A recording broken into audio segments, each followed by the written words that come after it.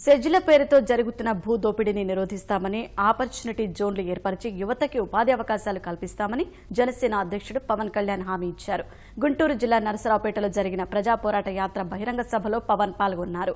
విద్య, ఆర్థిక రంగంలో అందరికీ సమానంగా విద్యా ఉపాధి అవకాశాలు కల్పిస్తామని పవన్ తెలిపారు.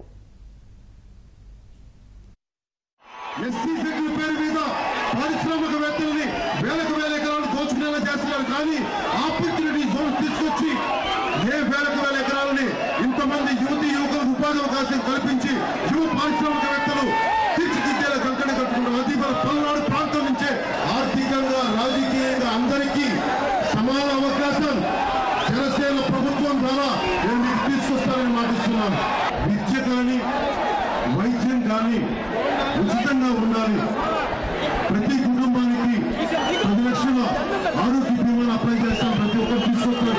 ప్రతి విద్యార్థి తాలూకు విద్యని ఉచితం చేయాలని చెప్పి నేను మనస్ఫూర్తిగా నిర్ణయించుకున్నాం. కుంటలతో వ్యవసాయం దగ్గర నుంచి, చెరువులు పూడికలు తీయించడం దగ్గర నుంచి బలమైన వ్యవసాయ విధానాలు తీసుకొస్తున్నాం.